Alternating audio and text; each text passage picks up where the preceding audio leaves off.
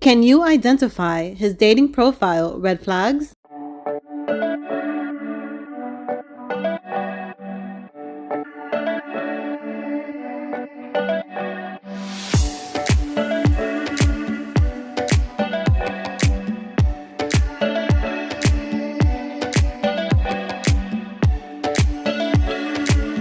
Can you identify his dating profile red flags?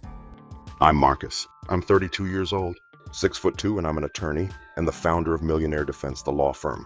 Born and raised in Chicago, I built my law firm from the ground up. And when I'm not in the courtroom or closing deals, I'm managing my real estate investments, hitting the gym, or volunteering at my church. I believe in discipline, integrity, and leaving a legacy. I am really 6'2".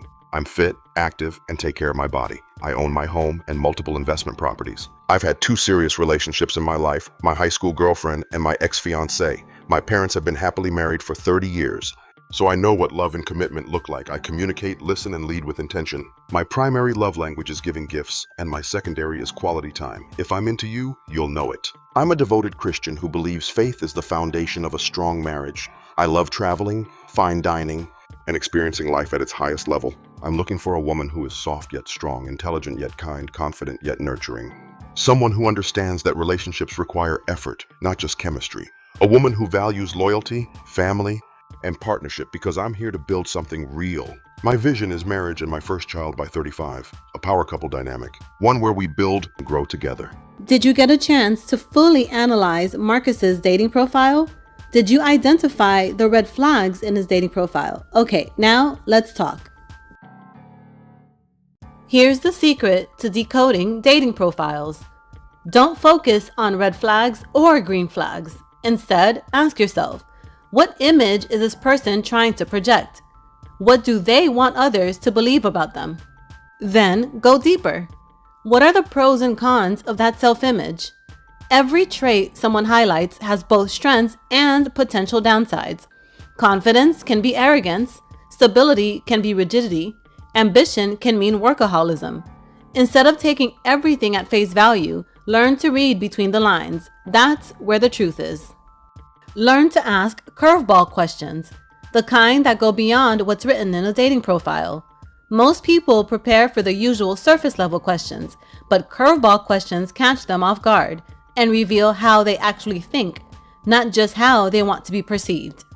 For example, in Marcus's case, 3 curveball questions might be, number 1, if you had to completely switch careers tomorrow, what would you do?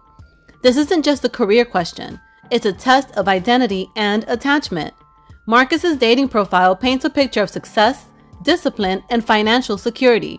But if all of that was stripped away, who would he be?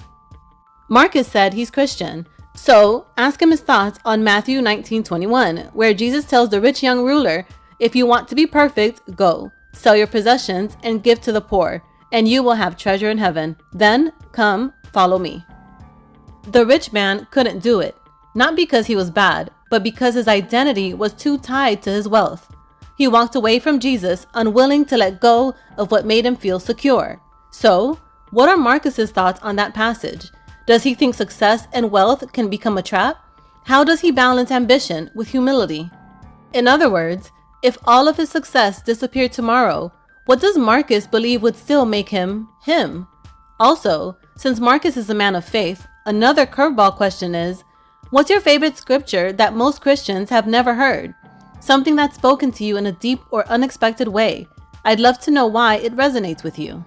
Most Christians can repeat scriptures that are often quoted in the culture, like, no weapon formed against you shall prosper, or before I formed you in the womb, I knew you.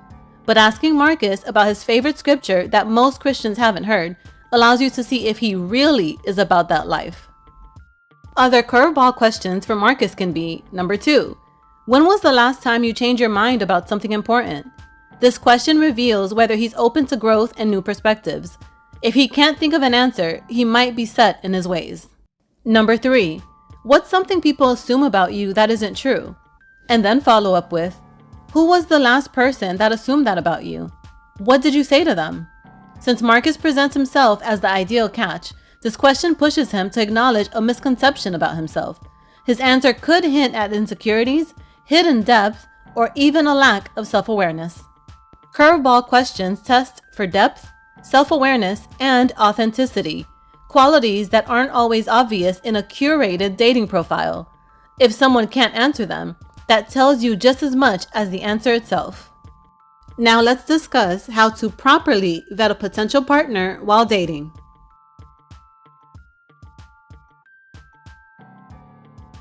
The veto dating vetting process, modeled after the STAR hiring method, but for dating, because love is an investment too.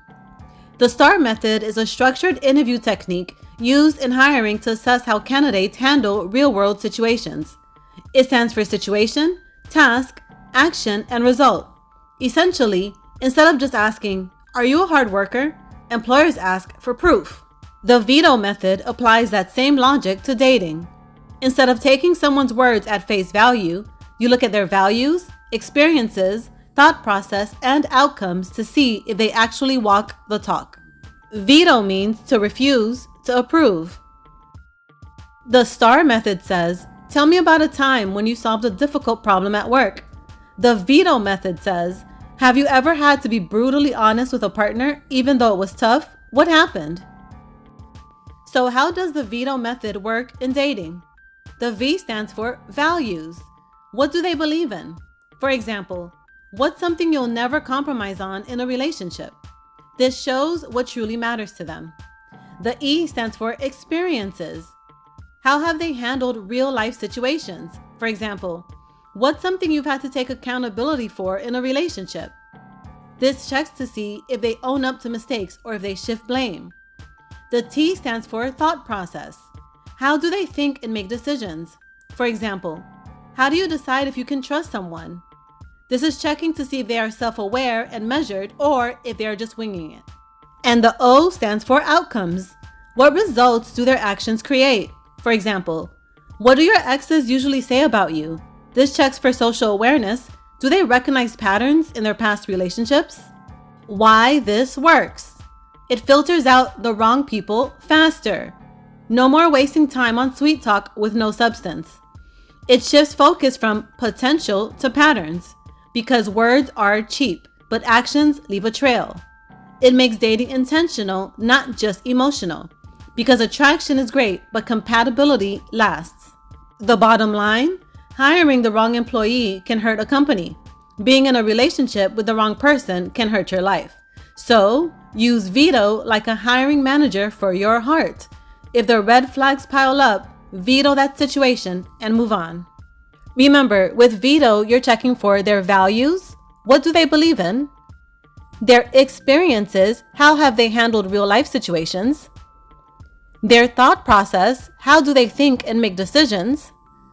And their outcomes. What results do their actions create? I am relationship coach Mel. My husband, Coach Clark, and I have a podcast called the Couples Development Podcast.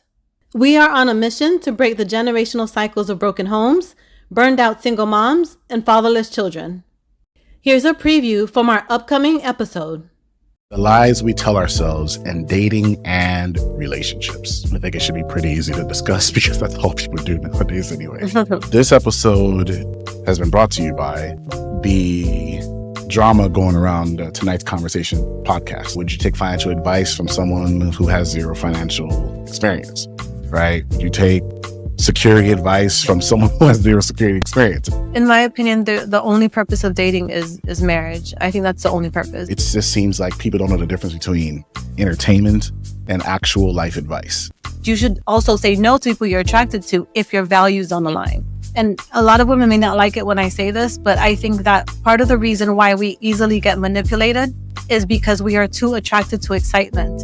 As people who are in the field that actually care to inform people based on science, based on data, based on what actually works, and aren't trying to entertain you, we're trying to inform you. Sheep and wolves clothing do exist. I think the reason why society is in the place that it's in right now is because we have normalized male compartmentalization. We have normalized men creating these tiny little boxes in their brain where they can set up the world in a way that's most comforting for their egos. But in reality, the world is being destroyed and just burning to the ground. But in their minds, as long as their little boxes are nice and safe and their ego is nice and safe, they feel like everything is fine in the outside world. One of my pet peeves is YouTube relationship advice givers, and especially marriage advice givers, who will look you straight in the eye with a straight face and tell you what you're doing wrong and not doing right, while they're not even in a long-term relationship, let alone being married. You can't keep calling yourself leaders while saying, but she offered it to me. That sounds ridiculous. Part of the issue with the sexual liberation movement is that it did not really liberate women. What it did was it pushed more women into the arms of the most predatory men of society. Predatory men are very good, again, at telling you what you want to hear. They know exactly what to say to get you to do what they want you to do. Leading people astray, having people follow certain topics and air out the dirty laundry just to not get solutions and to play as if it's a joke and everything. I don't necessarily find it funny. People like comforting lies. They say they don't want to be lied to, but they love comforting lies. They just do. There's nothing that a woman is going to do that's going to stop a man from cheating. Women are they are harming themselves emotionally and psychologically for something that's just not true. I'm not one of those people that believes that you should heal fully before you find a relationship. I personally believe that's ridiculous. I don't think there's such a thing, because often we can think that we're healed, but then when we get into a romantic relationship, that's when we notice how many wounds are still there, because the people that we are attracted to romantically often are the people that will poke at our wounds. You can check out our podcast on all your favorite platforms. If you are ready to once and for all do dating, relationships, and marriage the right way, remember to like, subscribe, and share.